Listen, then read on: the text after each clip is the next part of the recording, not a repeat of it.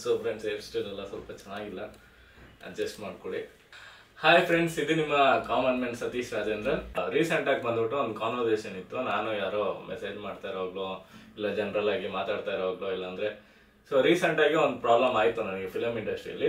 ಒಂಥರ ಬಂದ್ಬಿಟ್ಟು ಅದೊಂದು ಚಿಕ್ಕ ಸ್ಕ್ಯಾಮ್ ಅಂತ ಹೇಳ್ಬೋದು. ಆ ತರ ಸ್ಕ್ಯಾಮ್ ಅಂತ ತುಂಬಾ ಸಲ ಹೇಳ್ತಾ ಇದ್ದಾಗೆ ಬಂದ್ಬಿಟ್ಟು ಓಕೆ, ನಮಗೂ ಫಿಲಮ್ ಇಂಡಸ್ಟ್ರಿಯಲ್ಲಿ ತುಂಬಾ ಸ್ಕ್ಯಾಮ್ಸ್ ಆಗತ್ತಲ್ಲ, ಅದನ್ನ ಯಾವ ತರ ಮಾಡ್ತಾರೆ ಇಲ್ಲ ಯಾವ ತರ ಬಂದ್ಬಿಟ್ಟು ಇದನ್ನ ಎಕ್ಸಿಕ್ಯೂಟ್ ಮಾಡ್ತಾರೆ ಇಲ್ಲ ಯಾವ್ಯಾವ ತರ ಸ್ಕ್ಯಾಮ್ಸ್ ಆಗುತ್ತೆ ಅನ್ನೋದನ್ನ ಎಕ್ಸ್ಪ್ಲೈನ್ ಮಾಡಬೇಕು ಅಂತ ಒಂದು ವಿಡಿಯೋ ಐಡಿಯಾ ಬಂತು. ಅದನ್ನ ಮಾಡಕ್ಕೆ ಈ ವಿಡಿಯೋ ಮಾಡ್ತಾ ಇದ್ದೀನಿ. ಇದರಲ್ಲಿ ಸ್ವಲ್ಪ ಸ್ಕ್ಯಾಮ್ಸ್ ಬಗ್ಗೆ ಎಕ್ಸ್ಪ್ಲೈನ್ ಮಾಡ್ತೀನಿ. ನನಗೆ ಫಿಲಮ್ ಇಂಡಸ್ಟ್ರಿಯಲ್ಲಿ ಇರೋದ್ರಿಂದ ನನಗೆ ಅದು ಗೊತ್ತಿರೋದ್ರಿಂದ ನಿಮ್ಗೆ ಯಾವ್ದಾದ್ರು ನನಗೆ ಗೊತ್ತಿಲ್ಲದೆ ಇರೋ ತರ ಸ್ಕ್ಯಾಮ್ ಇತ್ತು ಅಂದ್ರೆ ಅದನ್ನ ಎಕ್ಸ್ಪ್ಲೈನ್ ಮಾಡಿ. ಅಂಡ್ ಈ ವಿಡಿಯೋನ ನಿಮ್ಗೆ ಇಷ್ಟ ಆಯ್ತು ಅಂದ್ರೆ ಈ ತರ ವಿಷಯಗಳು ಇಲ್ಲ ಫಿಲಮ್ ಮೇಕಿಂಗ್ ಮತ್ತೆ ಯಾವ್ದು ವಿಷಯಗಳು ನಿಮ್ಗೆ ಬೇಕಾಗಿತ್ತು ಅನ್ನೋದನ್ನ ಕಮೆಂಟ್ ಬಾಕ್ಸ್ ಅಲ್ಲಿ ಹಾಕಿ. Thank you. ರೆಗ್ಯುಲರ್ ಆಗಿ ನನ್ನ ವಿಡಿಯೋಸ್ನ ನೋಡ್ತಾ ಇರಿ. SLC ಮಾಡೋದನ್ನ ಮರಿಬೇಡಿ. SLC ಅಂದ್ರೆ ಶೇರು, ಸಬ್ಸ್ಕ್ರೈಬ್, ಲೈಕು, ಕಮೆಂಟು ಅದನ್ನ ಮಾಡೋದನ್ನ ಮರಿಬೇಡಿ. ಇದು ಬಂದ್ಬಿಟ್ಟು ನಾನು ಇನ್ನೊಂದು ಚಾನಲ್ ಇಂದ ಕಲಿತೆ, ಬಟ್ ಆ ಚಾನಲ್ ಅಲ್ಲಿ ಏನು ಅನ್ಕೊಳ್ಳೋಲ್ಲ ಅನ್ಕೋತೀನಿ. ವಿಡಿಯೋ ನೋಡೋಣ ಬನ್ನಿ.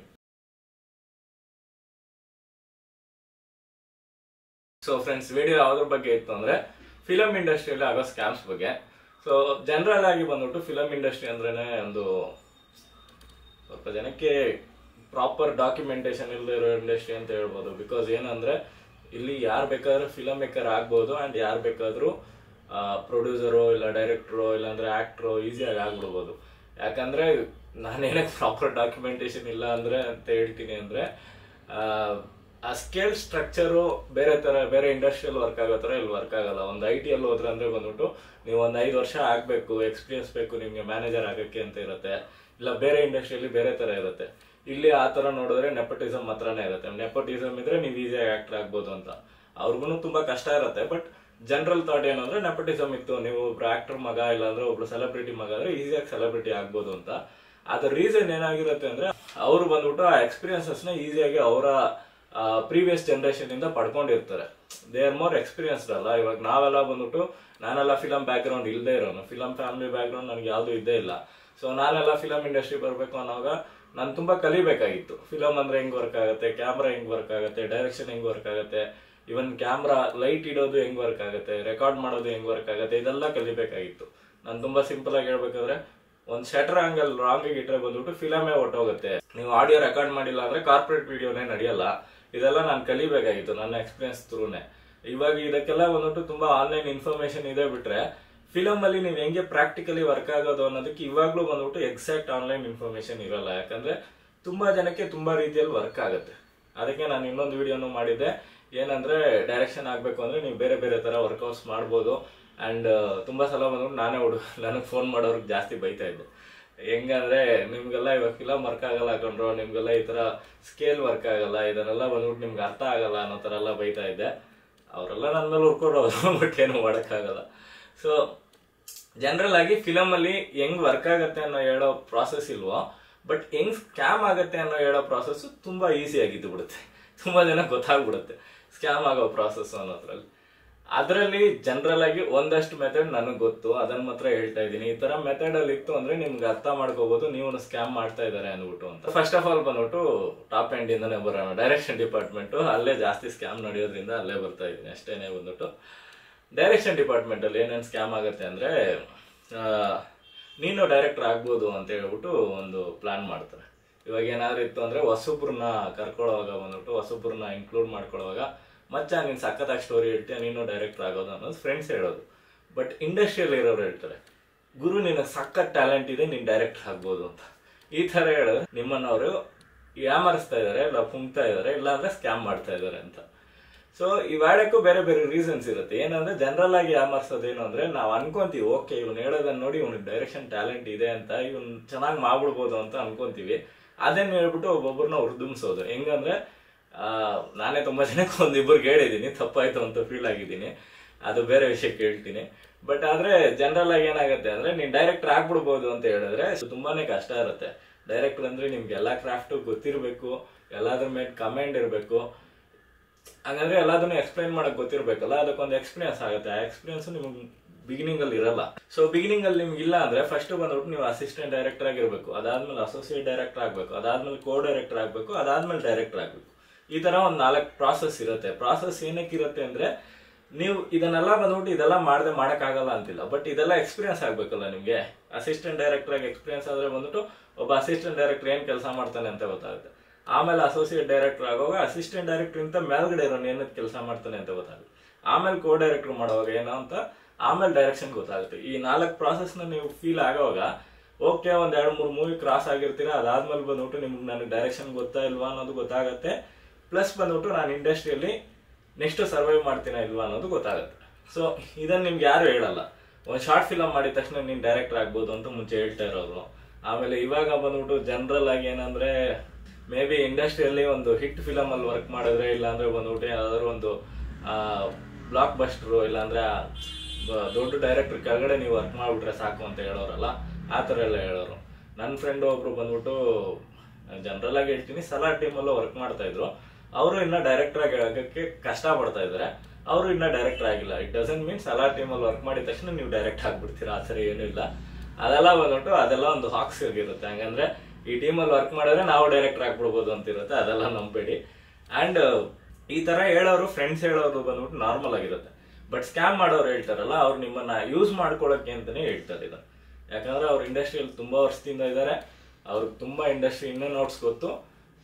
ಅವ್ರನ್ನ ಹೊಸಬ್ರಿಗೆ ಯಾವ ತರ ಯೂಸ್ ಮಾಡ್ಕೊಳ್ಳೋದು, ಯಾವ ತರ ಬಂದ್ಬಿಟ್ಟು ನಿಮ್ಮನ್ನ ಯೂಸ್ ಮಾಡ್ಕೊಂಡು ಅವರ ಲೈಫ್ನ ಬಂದ್ಬಿಟ್ಟು ಸ್ವಲ್ಪ ದೂರ ಸಾಗಿಸೋದು ಅಂತ ಅವ್ರಿಗೆ ಗೊತ್ತು. ಇದು ಜನರಲ್ ಆಗಿ ಹೇಳ್ತೀನಿ. ನಿಮ್ಗೆ ಇಲ್ಲ ಇದು ತಪ್ಪು, ಈ ತರ ಮಾಡೇ ಇಲ್ಲ ಅಂದ್ರೆ ಕಮೆಂಟ್ ಬಾಕ್ಸ್ ಅಲ್ಲಿ ಹಾಕಿ, ಪ್ರಾಬ್ಲಮ್ ಇಲ್ಲ. ಬಟ್ ಜನರಲ್ ಆಗಿ ಈ ತರ ಹೇಳೋರು ತುಂಬಾ ಜನ ಇರ್ತಾರೆ. ಅಂಡ್ ತುಂಬಾ ಜನ ಇದನ್ನ ಫೀಲ್ ಮಾಡಿರ್ತೀರ. ನೀನ್ ಡೈರೆಕ್ಟರ್ ಆಗ್ಬಿಡ್ಬೋದು ಮಗ, ನಿನ್ಗೆ ಒಳ್ಳೆ ಚಾನ್ಸ್ ಇದೆ ಅಂದ್ಬಿಟ್ಟು ಅವ್ರ ಹತ್ರನೇ ಅಸಿಸ್ಟೆಂಟ್ ಡೈರೆಕ್ಟರ್ ಆಗಿ 2 ವರ್ಷ ಇಡಿಸ್ಕೊಂತಾರೆ. ಇಲ್ಲ ಅವ್ರ ಕೈಯಲ್ಲೇ ಬಂದ್ಬಿಟ್ಟು ಖರ್ಚು ಮಾಡಿಸಿ 1.5 ವರ್ಷ ತಿನ್ನಿಸ್ಕೊಂತಾರೆ, ಏನ್ ಬೇಕಾದ್ರೂ ಮಾಡ್ತಾರೆ. ಈ ತರ ಒಂದಿರುತ್ತೆ. ಸೊ ಇದನ್ನೆಲ್ಲ ಬಂದ್ಬಿಟ್ಟು ನಂಬೇಡಿ, ಇವೆಲ್ಲ ಬಂದ್ಬಿಟ್ಟು ಸ್ಕ್ಯಾಮ್ ಏನೆ. ಅಂಡ್ ಇದ್ರ ಬಗ್ಗೆ ಬೇರೆ ಏನಾದ್ರು ಇನ್ಫಾರ್ಮೇಶನ್ ಇತ್ತು ಅಂದ್ರೆ ಕಾಲ್ ಮಾಡಿ ನನಗೆ, ಇಲ್ಲ ಮೆಸೇಜ್ ಮಾಡಿ. ನಾನು ಮತ್ತೆ ಹೇಳ್ತಾ ಇರೋದೇನಂದ್ರೆ ನನ್ನ ಇನ್ಸ್ಟಾಗ್ರಾಮ್ನ ಬಂದ್ಬಿಟ್ಟು ಕಮೆಂಟ್ ಬಾಕ್ಸ್ ಅಲ್ಲಿ ಹಾಕಿರ್ತೀನಿ, ಅದರಲ್ಲೇ ಮೆಸೇಜ್ ಮಾಡಿ. ಯಾಕಂದ್ರೆ ನಾನು ಫೋನ್ ನಂಬರ್ ಏನಕ್ಕೆ ಆಗ್ತಾ ಇಲ್ಲ ಅಂದ್ರೆ ಸ್ವಲ್ಪ ಜನಕ್ಕೆ ಇನ್ಫಾರ್ಮೇಶನ್ ಬೇಕಾಗಿರುತ್ತೆ ಅಂಡ್ ಸ್ವಲ್ಪ ಜನ ಕಾಂಟ್ಯಾಕ್ಟ್ ಮಾಡಕ್ ರೆಡಿ ಇರ್ತಾರೆ. ಬಟ್ ನನಗೆ ಯಾರು ಸಿನ್ಸಿಯರ್ ಆಗಿ ಕಾಂಟ್ಯಾಕ್ಟ್ ಮಾಡ್ತಾರೆ ಅಂತ ಗೊತ್ತಿರಲ್ಲ. ಯಾಕಂದ್ರೆ ಸ್ವಲ್ಪನಾದ್ರು ಟೈಮ್ ಸ್ಪೆಂಡ್ ಮಾಡ್ಬೇಕಲ್ಲ. ನಿಮ್ ನಂಬರ್ ಸಿಕ್ಕಿದ್ದೇನೆ ನಿಮ್ಗೆ ವಾಟ್ಸಪ್ ಮಾಡ್ಬಿಡ್ತೀವಿ, ನೀವು ವಾಟ್ಸಪ್ ಮಾಡಿದ ತಕ್ಷಣ ನೀವು ರೆಸ್ಪಾಂಡ್ ಮಾಡಬೇಕು, ಇಲ್ಲಾಂದ್ರೆ ನಾವು ತುಂಬಾ ಬ್ಯುಸಿ ಆಗಿರ್ತೀವಿ ಅಂತ ಅನ್ಕೋಬಾರ್ದಲ್ಲ. ಅದಕ್ಕೇನೆ ನನ್ನ ಇನ್ಸ್ಟಾಗ್ರಾಮ್ಗೆ ಮೆಸೇಜ್ ಮಾಡಿ. ನಾನು ಇನ್ಸ್ಟಾಗ್ರಾಮಲ್ಲಿ ಪಕ್ಕಾ ರಿಪ್ಲೈ ಮಾಡ್ತೀನಿ. ಒಂದ್ಸಲ ಇಲ್ಲ ಅಂದ್ರೆ 2 ಸಲ ಮೆಸೇಜ್ ಮಾಡಿ. ಬಟ್ ನೀವು ಒಂದೇ ಸಲ ಮೆಸೇಜ್ ಮಾಡಿದ್ರೆ ನಾನು ರಿಪ್ಲೈ ಮಾಡಬೇಕು ಅನ್ಕೋಬಿಡಿ, ನಾನು ಸ್ವಲ್ಪ ಬ್ಯುಸಿ ಆಗಿರ್ತೀನಿ ಅಷ್ಟೇ. ಸೊ ಡೈರೆಕ್ಷನ್ ಡಿಪಾರ್ಟ್ಮೆಂಟ್ ಅಲ್ಲಿ ಬೇರೆ ಬೇರೆ ತರ ಸ್ಕ್ಯಾಮ್ ಆಗುತ್ತೆ. ಅದು ಹೆಂಗಾಗುತ್ತೆ ಅಂದ್ರೆ, ನಿಮ್ ಫಿಲಮ್ನ ನೀವು ಫಸ್ಟ್ ಮಾಡ್ಬಿಡ್ಬೋದು. ನೀವು ಮಗ ನಿಂದು ಫಿಲಮ್ ಸೂಪರ್ ಇಟ್ಟು ನೀನ್ ಮಾಡ್ಬಿಡು ಅಂತಾರೆ. ಏನಕ್ಕೆ ಅಂದ್ರೆ ಅವ್ರಿಗೆ ಫಿಲಮ್ ನಲ್ಲಿ ವರ್ಕ್ ಮಾಡ್ಬೇಕಾಗಿರುತ್ತೆ, ಅವ್ರಿಗೆ ಫಿಲಮ್ ಅಲ್ಲಿ ವರ್ಕ್ ಮಾಡಕ್ ಚಾನ್ಸ್ ಇರಲ್ಲ. ಆದ್ರಿಂದ ಬಂದ್ಬಿಟ್ಟು ನಿಮ್ಮನ್ನ ಎಳೆದ್ ಬಿಟ್ಟು ಆ ಫಿಲಮ್ ಹೆಂಗ್ ಬೇಕಾದ್ರೂ ಆಗ್ಲಿ ನಾನು ಆ ಫಿಲಮ್ ಅಲ್ಲಿ ವರ್ಕ್ ಮಾಡ್ಬೇಕು ಅನ್ನೋ ತರ ಇರ್ತಾರೆ. ಇದೆಲ್ಲ ತುಂಬಾನೇ ರೇರು, ಬಟ್ ಇದನ್ನು ಒಂದ್ ಟೈಪ್ ಆಫ್ ಸ್ಕ್ಯಾಮ್ ಏನೆ. ಇದು ಗೊತ್ತಾಗಲ್ಲ. ಅಂಡ್ ಗೊತ್ತಾಗೋರ್ಗೆ ಬಂದ್ಬಿಟ್ಟು ಯಾವಾಗ ಇದು ಗೊತ್ತಾಗುತ್ತೆ ಅಂದ್ರೆ ಎಲ್ಲ ಆಗಿದ ತಕ್ಷಣ ಗೊತ್ತಾಗುತ್ತೆ. ಅದಕ್ಕೆ ಮುಂಚೆ ಬಂದ್ಬಿಟ್ಟು ಯಾರಿಗೂ ಗೊತ್ತಾಗಲ್ಲ. ಸೊ ಮತ್ತೊಂದು ಡೈರೆಕ್ಷನ್ ಸ್ಕ್ಯಾಮ್ ಏನು ಅಂತಂದ್ರೆ, ನಾನು 25 ಲಕ್ಷಕ್ಕೆ ಮೂವಿ ಮಾಡ್ಬಿಡ್ತೀನಿ, 25 ಲಕ್ಷಕ್ಕೆ ಮೇಲೆ ಬಂದ್ಬಿಟ್ಟು ಬಜೆಟೇ ಹಿಡಿಯಲ್ಲ, ಮೂವಿ ಸೂಪರ್ ಹಿಟ್ ಆಗ್ಬಿಡುತ್ತೆ ಸರ್ ಅಂತ. ಇದು ನಾನು ಇವಾಗ ಇನ್ನೊಬ್ರ ಹತ್ರ ಹೀಗೆ ಹೇಳಿದ್ದೀನಿ. ಬಟ್ ಆದ್ರೆ ಏನಕ್ಕೆ ಹೇಳ್ತಾ ಇದೀನಿ ಅಂದ್ರೆ, ಇವಾಗ 25 ಲಕ್ಷಕ್ಕೆ ಕನ್ನಡದಲ್ಲಿ ಆಗೋ ಮೂವೀಸ್ ಯಾವ್ದೂ ಬಂದ್ಬಿಟ್ಟು ಆ ಪ್ರಾಪರ್ ಬಜೆಟ್ ಅಲ್ಲಿ ಆಗ್ತಾ ಇಲ್ಲ, ಪ್ರಾಪರ್ ಎಕ್ಸಿಕ್ಯೂಷನ್ ಇರ್ತಾ ಇಲ್ಲ. ನನಗೇನು ಅಂದ್ರೆ, ನಾನು ಇವಾಗ 25 ಲಕ್ಷಕ್ಕೆ ಮೂವಿ ಮಾಡ್ತೀನಿ ಅಂತ ಹೇಳಿದ್ರೆ ನನಗೆ ಆ ಪ್ರಾಪರ್ ಎಕ್ಸಿಕ್ಯೂಷನ್ ಗೊತ್ತಿರುತ್ತೆ. ನಾನು ಅದನ್ನ ಅರ್ಥ ಮಾಡ್ಕೊಂಡು ನಾನು ಅದನ್ನ ಬೇರೆಯವ್ರಿಗೆ ಎಕ್ಸ್ಪ್ಲೈನ್ ಮಾಡ್ತಾ ಇದ್ದೀನಿ. ಇವಾಗ ನನ್ನ ಮೂವಿ ಕತೆ ಬಂದ್ಬಿಟ್ಟು ನಾನು ಒಂದೇ ಮನೆಯಲ್ಲಿ ಮಾಡಿದ್ದೀನಿ, 2 ಕ್ಯಾರೆಕ್ಟರ್ ಮಧ್ಯೆ ಮಾಡಿದ್ದೀನಿ ಅನ್ನೋ ತರ ನನ್ನ ಕತೆ ಇದೆ. ಅದನ್ನ ನಾನು ಯಾರಿಗೆ ಎಕ್ಸ್ಪ್ಲೈನ್ ಮಾಡಿದ್ರೂ ನಡೆಯುತ್ತೆ ಅದು. Because professionally they will know, okay ಇದು ಈ ಪ್ರಾಪರ್ ಬಜೆಟ್ ಅಲ್ಲಿ ಆಗತ್ತೆ, ಇವನಿಗೆ ಎಕ್ಸ್ಪೀರಿಯನ್ಸ್ ಇದೆ, ಇವನು ಪ್ರಾಪರ್ ಆಗಿ ನಮ್ಗೆ ಹೇಳ್ತಾ ಇದ್ದಾನೆ ಅಂತ. ತುಂಬಾ ಜನ ಬಂದ್ಬಿಟ್ಟು ನನ್ನ ಕತೆ 25 ಲಕ್ಷದಲ್ಲಿ ಮಾಡ್ಬಿಡ್ತೀನಿ ಸರ್, ನಿಮ್ಗೆ ಯಾವ ಕತೆ ಹೇಳಿ ಸರ್, ಆ ಕತೆ 25 ಲಕ್ಷದಲ್ಲಿ ಮಾಡ್ಕೊಡ್ತೀನಿ ಅಂತ. ಆ ತರ ನಡೆಯಲ್ಲ ಇಂಡಸ್ಟ್ರಿಯಲ್ಲಿ.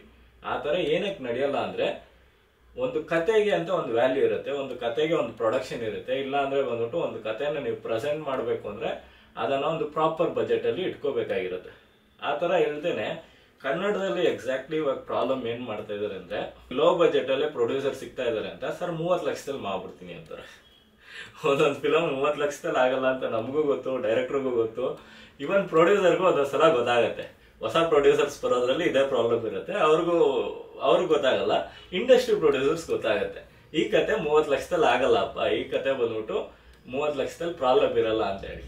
ಬಟ್ ಆ ತರ ಪ್ರೊಡ್ಯೂಸರ್ ನಾನು ಡೈರೆಕ್ಟರ್ಸ್ ನಂಬಿಸ್ಬಿಟ್ಟು, ಇಲ್ಲ ಸರ್ 30 ಲಕ್ಷದಲ್ಲಿ ನಾನು ಈ ಕತೆ ಮಾಡಿಸ್ಬಿಡ್ತೀನಿ ಅಂತ ಹೇಳ್ಬಿಟ್ಟು ಹೊಸ ಪ್ರೊಡ್ಯೂಸರ್ಸ್ಗೆ, ಇಂಡಸ್ಟ್ರಿ ಪ್ರೊಡ್ಯೂಸರ್ಸ್ಗೆ ನಂಬಿಸಕ್ಕಾಗಲ್ಲ, ಹೊಸ ಪ್ರೊಡ್ಯೂಸರ್ಸ್ನ ನಂಬಿಸ್ಬಿಟ್ಟು ಅದನ್ನ 25 ಲಕ್ಷದಲ್ಲಿ ಮಾಡ್ತೀನಿ ಅಂತ ಅದನ್ನ 60 ಲಕ್ಷಕ್ಕೆ ಎತ್ಕೊಂಡೋಗಿಟ್ಟು ಪ್ರೊಡ್ಯೂಸರ್ನಲ್ಲೂ ಲಾಸ್ ಮಾಡ್ತಾರೆ, ಫಿಲಮ್ನಲ್ಲೂ ಲಾಸ್ ಮಾಡ್ತಾರೆ, ಇಂಡಸ್ಟ್ರಿನೂ ಹಾಳು ಮಾಡ್ತಾರೆ. ಇದು ತುಂಬಾ ಜನಕ್ಕೆ ನಡೀತಾ ಇರೋದು. ನಾನು ಹೇಳೋದ್ರಲ್ಲಿ ಯಾರು ಕೇಳ್ತಾ ಇಲ್ಲ, ಅದಕ್ಕೆ ನಿಮ್ಗೆ ಹೇಳ್ತಾ ಇದ್ದೀನಿ ಅಷ್ಟೇನೆ, ಬಿಟ್ರೆ ಪ್ರಾಬ್ಲಮ್ ಏನಿಲ್ಲ. ಬಟ್ ಅರ್ಥ ಮಾಡ್ಕೊಳ್ಳಿ, ಈ ತರ ಸ್ಕ್ಯಾಮ್ ನಡೆಯುತ್ತೆ. ಈ ತರ ಯಾರಾದ್ರೂ ನಿಮ್ಗೆ ಡೈರೆಕ್ಷನ್ ಅಲ್ಲಿ ಹೇಳಿದ್ರೆ ಕೂಡ, ಇಲ್ಲ ನಾನು 25 ಲಕ್ಷಕ್ಕೆ ಮೂವಿ ಮಾಡ್ತೀನಿ ಅಂತ, ಪ್ರಾಪರ್ ಆಗಿ 25 ಲಕ್ಷಕ್ಕೆ ಹೆಂಗ್ ಬಜೆಟ್ ಆಗುತ್ತೆ ಅಂತ ಕೇಳಿ. ನಾನು ಮೂವಿ ಮಾಡೋವಾಗ್ಲೇ ಒಂದು 12 ಲಕ್ಷ ಪ್ರೊಡಕ್ಷನ್ ಇತ್ತು ಅಂದ್ರೆ ಇನ್ನ 12 ಲಕ್ಷ ಪೋಸ್ಟ್ ಪ್ರೊಡಕ್ಷನ್ ಇರೋದು. ಅದು 25 ಲಕ್ಷ ಮೂವಿಯಲ್ಲಿ, 25 ಲಕ್ಷ ಮೂವಿಯಲ್ಲಿ 12 lakh production, 12 lakh post production. ಸುಮ್ಮನೆ ಹೇಳ್ತೆ, ಅದು ಕೈಯೆಲ್ಲ ಸುಮ್ಮನೆ ತೋರಿಸ್ತಾ ಇದೀನಿ. ಬಟ್ ಪೋಸ್ಟ್ ಪ್ರೊಡಕ್ಷನ್ 12 ಲಕ್ಷ ಅನ್ಕೊಳ್ಳಿ. ಪೋಸ್ಟ್ ಪ್ರೊಡಕ್ಷನ್ 12 ಲಕ್ಷ ಯಾವುದೇ ಮೂವಿಗೂ ಕಮ್ಮಿ ಆಗಲ್ಲ. ಅದು proper budget for average Kannada movie as of now. Music ಆಗಬೇಕು, SFX ಆಗಬೇಕು, RR ಆಗಬೇಕು, ಸಾಂಗ್ಸ್ ಆಗಬೇಕು, ಆಮೇಲೆ ಡಬ್ಬಿಂಗು, ಎಡಿಟಿಂಗ್ ಆಗಬೇಕು, ಕಲರಿಂಗು ಆಗಬೇಕು. ಸೊ ಇಷ್ಟು ಬಂದ್ಬಿಟ್ಟು ಪೋಸ್ಟ್ ಪ್ರೊಡಕ್ಷನ್ ಅಲ್ಲಿ ಆಗುತ್ತೆ. ಇಷ್ಟಕ್ಕೆ ಮಿನಿಮಮ್ ಬಜೆಟ್ ಒಂದು 12 ಲಕ್ಷ ಅನ್ಕೊಳ್ಳಿ. 12 ಲಕ್ಷಕ್ಕಿಂತ ಜಾಸ್ತಿನೇ ಹೋಗೋದು, 12 ಲಕ್ಷಕ್ಕಿಂತ ಕಮ್ಮಿ ಯಾವುದು ಬರಲ್ಲ. ನನಗೆ ಸ್ವಲ್ಪ ಕಾಂಟ್ಯಾಕ್ಟ್ಸ್ ಇರೋದ್ರಿಂದ 12 ಲಕ್ಷದಲ್ಲಿ ಮಾಡಿಸ್ತೀನಿ ಅಂತೀವಿ. ಸೊ ಈ ತರ ಇರುವಾಗ ಬಂದ್ಬಿಟ್ಟು 12 ಲಕ್ಷದಲ್ಲಿ ನಾನು ಪ್ರೊಡಕ್ಷನ್ ಮಾತ್ರ ಇಟ್ಟಿದ್ದೀನಿ ಅಂದ್ರೆ ನಂದು ಎಷ್ಟು ಚಿಕ್ಕ ಕತೆ ಅಂತ ಎಕ್ಸ್ಪೆಕ್ಟ್ ಮಾಡ್ಬೋದು ನೀವು. ಬಟ್ ಒಂದೊಂದು ದೊಡ್ಡ ಕತೆನ ತೆಗಿತಾರೆ, ಅದನ್ನೇ ಬಂದ್ಬಿಟ್ಟು ಶೂಟಿಂಗ್ 50 ದಿನ ಇರುತ್ತೆ.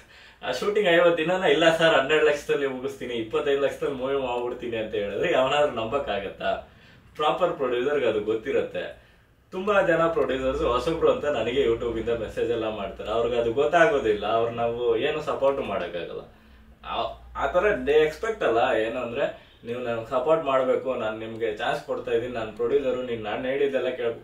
ಗುರು ನೀನ್ ಹೇಳೋದಲ್ಲೇ ಕೇಳೋದಕ್ಕಿಲ್ಲ, ಅಲ್ಲೇ ಡೈರೆಕ್ಟರ್ ಇಲ್ಲ ಅಂದ್ರೆ ಬೇರೆ ಏನಾದ್ರು ಫೀಲ್ ಆಗುತ್ತೆ. ಸೊ ಆ ತರ ಇರೋದ್ರಿಂದ ಆ ತರ ನಂಬಿಸಿ ಸ್ಕ್ಯಾಮ್ ಮಾಡೋರು ಜಾಸ್ತಿ ಇರ್ತಾರೆ. ಇದು ಎಲ್ಲ ಇಂಡಸ್ಟ್ರಿಯಲ್ಲೂ ನಡೆಯುತ್ತೆ. ಡೋಂಟ್ ಥಿಂಕ್ ಕನ್ನಡದಲ್ಲಿ ಮಾತ್ರ ನಡೆಯುತ್ತೆ ಅಂತಿಲ್ಲ. ನಾನೊಂದ್ಸಲ ಕೊಡೈಕನಾಲ್ ಹೋಗಿದ್ದಾಗ ತಮಿಳ್ ಇಂಡಸ್ಟ್ರಿಯಲ್ಲೂ ನಡೀತು ಒಬ್ರಿಗೆ. ಆಮೇಲೆ ಇವನ್ ಆಂಧ್ರ ಅಲ್ಲೂ ನಾನು ಕೇಳಿದೀನಿ, ಇವನ್ ಬೇರೆ ಬೇರೆ ಇಂಡಸ್ಟ್ರಿಯಲ್ಲೂ ಬಾಲಿವುಡ್ ಅಲ್ಲೂ ನಡೆಯುತ್ತೆ ಈ ತರ ವಿಷಯಗಳು. ಏನಕ್ಕೆ ಅಂದ್ರೆ ಫಿಲಂ ಇಂಡಸ್ಟ್ರಿ ಆ ತರ ಒಂದು ಸ್ಟ್ರಕ್ಚರ್ಡ್ ಯೂನಿಟ್ ಇಲ್ಲ. ಅಂಡ್ ಕನ್ನಡದಲ್ಲಿ ಇವಾಗ ಒಂದು ಯಾವ್ದೋ ಫಿಲಂ ಬೇಸ್ ಆಗಿರ್ಬೋದು, ಇಲ್ಲಾಂದ್ರೆ ಒಬ್ರು ಯಾರೋ ಫಾರ್ ಅನ್ ಐಡಿಯಾ ಬಂದ್ಬಿಟ್ಟು ಫಿಲಂ ಚೇಂಬರ್ ಆಗಿರ್ಬೋದು, ಇದನ್ನೆಲ್ಲ ತುಂಬಾ ಲೀಗಲ್ ಆಗಿ ಜಾಸ್ತಿ ಡೀಲ್ ಮಾಡಲ್ಲ. ಅವ್ರಿಗೆ ಯಾವಾಗ ಬರುತ್ತೋ ಅವಾಗ ಮಾತ್ರ ಡೀಲ್ ಮಾಡ್ತಾರೆ. ಆ ತರ ಇರೋದ್ರಿಂದ ಈ ತರ ವಿಷಯಗಳು ತುಂಬಾ ದೊಡ್ಡದಾಗಿ ಹೋಗಲ್ಲ. ಅಗೇನ್ ನನಗೆ ಗೊತ್ತಿರೋ ವಿಷಯ, ನಾನೊಂದು ಪ್ರಾಜೆಕ್ಟ್ ವರ್ಕ್ ಮಾಡಿದ್ದೆ. ಆ ಪ್ರಾಜೆಕ್ಟ್ ನ ಬಂದ್ಬಿಟ್ಟು ಸ್ಟಾರ್ಟಿಂಗ್ ಅಲ್ಲಿ ಒಂದು 50,000 1 ಲಕ್ಷದಲ್ಲಿ ಮಾಡ್ತೀನಿ ಅಂತ ಹೇಳ್ಬಿಟ್ಟು ಡೈರೆಕ್ಟ್ರು 5 ಲಕ್ಷಕ್ಕೆ 6 ಲಕ್ಷಕ್ಕೆ ತಗೊಂಡೋಗಿಟ್ರು. 6 lakh without even completing the production. ಹಂಗಂದ್ರೆ ಪ್ರೊಡಕ್ಷನ್ ಕೂಡ ಕಂಪ್ಲೀಟ್ ಆಗಿಲ್ಲ. 1 ಲಕ್ಷ ಹೇಳ್ತೀನಿ ಅಂದಿದ್ದು ಪ್ರಾಜೆಕ್ಟ್ 6 ಲಕ್ಷಕ್ಕೆ ತಗೊಂಡೋಗಿಟ್ಟ. ಪ್ರೊಡಕ್ಷನ್ ಆಗಿಲ್ಲ ಅಂದ್ರೆ ಪೋಸ್ಟ್ ಪ್ರೊಡಕ್ಷನ್ ಎಷ್ಟಾಗಿರುತ್ತೆ ಇಮ್ಯಾಜಿನ್ ಮಾಡಿ. ಆ ಪೋಸ್ಟ್ ಪ್ರೊಡಕ್ಷನ್ ಮುಗಿದು ಟೋಟಲ್ ಔಟ್ಪುಟ್ ಎಷ್ಟು ಬಜೆಟ್ ಆಗಿರುತ್ತೆ ಇಮ್ಯಾಜಿನ್ ಮಾಡಿ. ನಾನು ಹೋಗಿರೋದು ಆ ಪ್ರಾಜೆಕ್ಟ್ ನ ರೀಶೂಟ್ ಮಾಡಕ್ಕೆ. ಅದರಲ್ಲೂ ತುಂಬಾ ಸ್ಕ್ಯಾಮ್ಸ್ ಆಯ್ತು, ನಾನು ಅದನ್ನ ಹೇಳ್ತೀನಿ. ಬಟ್ ಇದು ಒಂಥರ ಸ್ಕ್ಯಾಮ್ ಆಗಿರುತ್ತೆ. ಸೊ ನೀವು ಸ್ವಲ್ಪ ಹುಷಾರಾಗಿರಿ. ಈ ತರ ಡೈರೆಕ್ಷನ್ ಟೀಮ್ ಅಲ್ಲಿ ತುಂಬಾ ಸ್ಕ್ಯಾಮ್ಸ್ ಆಗುತ್ತೆ. ಮೇ ಬಿ ಒಂದ್ 2-3 ಸ್ಕ್ಯಾಮ್ಸ್ ಏನು ಅಂದ್ರೆ ಬಂದ್ಬಿಟ್ಟು ಮಗ ನೀನ್ ನನ್ನ ಜೊತೆನೇ ಇರು, ನಾನು ನಿನ್ನ ಸಖತ್ತಾಗಿ ಮಾಡ್ಬಿಡ್ತೀನಿ ಅಂತಾರೆ. ಇನ್ನೊಂದೇನು ಅಂದ್ರೆ ಗುರು ನಿನ್ ಲಿರಿಕ್ಸ್ ರೈಟರು ಇಲ್ಲ ಡೈಲಾಗ್ ರೈಟರು ಆರಾಮಾಗಿ ಆಗ್ಬೋದು, ನಿನಗೆ ಟ್ಯಾಲೆಂಟ್ ಇದೆ ಅಂತಾರೆ. ಸೊ ಇವೆಲ್ಲ ಏನ್ ಮಾಡ್ತಾರೆ ಅಂದ್ರೆ, ನೀವು ಕೆಲ್ಸದಲ್ಲಿ ಇರ್ತೀರಾ, ಆ ಕೆಲ್ಸದಲ್ಲಿ ಇರೋವಾಗ ಹಾಬಿಯಲ್ಲಿ ಏನೋ ಮಾಡ್ತಾ ಇರ್ತೀರಾ, ಬಟ್ ಪ್ರಾಪರ್ ವ್ಯಾಲ್ಯೂಸ್ ಆ್ಯಡ್ ಆಗಿರಲ್ಲ, ಪ್ರಾಪರ್ ಆಗಿ ನಿಮ್ಗೆ ಟೆಕ್ನಿಕ್ಸ್ ಗೊತ್ತಿರಲ್ಲ ಹೆಂಗ್ ಮಾಡೋದು ಏನು ಅಂತ. ಬಟ್ ಇವರೆಲ್ಲ ಬಂದ್ಬಿಟ್ಟು ತುಂಬಾ ಸಲ ಇಲ್ಲಿ ಏನ್ ನಡೆಯುತ್ತೆ ಅಂದ್ರೆ, ಒಬ್ರು ಗೊತ್ತಿದ್ದು ಮಾಡ್ತಾರೆ. ನನಗೆ ಗೊತ್ತಿದ್ದು ಮಾಡಿರೋರು ಗೊತ್ತು, ಗೊತ್ತಿಲ್ದೇನೂ ಮಾಡಿರೋರು ಗೊತ್ತು. ಇಂಡಸ್ಟ್ರಿ ಇದೇ ತರ ನಡೆಯುತ್ತೆ ಅಂತ ಗೊತ್ತಿಲ್ದೇನೆ ತುಂಬಾ ಜನ ಮಾಡ್ತಾ ಇರ್ತಾರೆ. ನನಗೆ ಇಂಡಸ್ಟ್ರಿ ಇದೇ ತರ ಗೊತ್ತು, ನಾನು ಇದೇ ತರ ಕಲಿಸ್ತೀನಿ ಅಂತ. ನಾನು ಯಾರಿಗಾದ್ರು ಹೋಗಿ ಇಲ್ಲ ಗುರು ನೀನ್ ಸ್ಕ್ಯಾಮ್ ಆಗ್ತಾ ಇದೆಯಾ ಅಂತ ನಂಬಿದ್ರೆ, ಗುರು ನಮ್ಮನ್ನೆಲ್ಲ ಎಷ್ಟು ಗೊತ್ತಾ, ನನಗೆಲ್ಲ ಅವ್ರ ಜೀವ ಕೊಡ್ತಾರೆ, ಭಾವ ಕೊಡ್ತಾರೆ ಅಂದ್ಬಿಟ್ಟೆಲ್ಲ ಹೇಳಿ ಆಮೇಲೆ ಯಾಮಾರಿದೆ, ನಾನೇ ಯಾಮಾರ್ಬಿಟ್ಟೆ ಗುರು ಅಂತ ಹೇಳೋರೆಲ್ಲ ಇದ್ದಾರೆ ನನಗೆ. ಸೊ ನಾನು ನಮ್ಮ ಟೀಮು ಇಲ್ಲ ನಮ್ಮ ಫೆಲೋ ಮೇಟ್ಸ್ಗೆ ಹೇಳೋದೇನು ಅಂದ್ರೆ, ಗುರು ಈ ತರ ಎಲ್ಲ ಪುಂಗ್ಬೇಡಿ, ನನಗೆ ಏನಾದ್ರು ಇದ್ರೆ ಡೈರೆಕ್ಟ್ ಆಗಿ ಹೇಳ್ರು, ಹೋಗ್ಲಿ ಪಾಪ ಏನಕ್ಕೆ ಸುಮ್ಮನೆ ನಿಮ್ಗೂ ಪ್ರಾಬ್ಲಮ್ಮು ನನಗೂ ಪ್ರಾಬ್ಲಮ್ಮು ಅಂತೆಲ್ಲ ಹೇಳ್ತಾ ಇರ್ತೀನಿ. ಸೊ ಈ ತರ ವಿಷಯಗಳಿರುತ್ತೆ. ಇದು ಡೈರೆಕ್ಷನ್ ಬಗ್ಗೆ. ಅಂಡ್ ಈ ತರ ಎಲ್ಲಾ ಡಿಪಾರ್ಟ್ಮೆಂಟ್ಸ್ ಬರುತ್ತೆ. ನನಗೆ ಈ ವಿಡಿಯೋನೇ ಬಂದ್ಬಿಟ್ಟು ದೊಡ್ಡದಾಗ ಹೋಗ್ತೇನೋ ಅಂತ ಫೀಲ್ ಆಗುತ್ತೆ. ನಾನು ಎಡಿಟ್ ಮಾಡಿ ನೋಡ್ತೀನಿ, ಎಡಿಟ್ ಮಾಡಿ ಇದೇನಾದ್ರೂ ದೊಡ್ಡ ವಿಡಿಯೋ ಆಯ್ತು ಅಂದ್ರೆ ಬಂದ್ಬಿಟ್ಟು ಒಂದೊಂದು ಎಪಿಸೋಡ್ ಆಗ್ಬಿಡ್ತೀನಿ. ಇಲ್ಲ ಚಿಕ್ಕ ವಿಡಿಯೋ ಆಯ್ತು ಅಂದ್ರೆ ನಾನು ಒಂದೇ ಎಪಿಸೋಡಲ್ಲಿ ಬಿಡ್ತೀನಿ. ಯಾಕಂದರೆ 30 ನಿಮಿಷ ಜಾಸ್ತಿ ಹಾಕಿದ್ರೆ ಯೂಟ್ಯೂಬಲ್ಲಿ ಯಾರು ನೋಡ್ತಾರೋ ಇಲ್ವೋ, ಒಂದೊಂದು ಎಪಿಸೋಡ್ ಹಾಕ್ಬಿಟ್ರೆ ಯಾರಾದರೂ ನೋಡ್ತಾರೇನೋ. ಸೊ ಮತ್ತೆ ಇನ್ನೊಂದು ಎಪಿಸೋಡ್ ಆಯಿತು ಅಂದರೆ ನಾನು ಇನ್ನೊಂದು ವಿಡಿಯೋಲ್ಲಿ ಬಿಡ್ತೀನಿ, ಇಲ್ಲ ಅಂದರೆ ಒಂದೇ ಎಪಿಸೋಡ್ ಕಂಟಿನ್ಯೂ ಮಾಡ್ತೀನಿ. ಮ್ಯಾಕ್ಸಿಮಮ್ ಇದು ಎಡಿಟ್ ಮೇಲೆ ಹೋಗುತ್ತೆ. Thank you.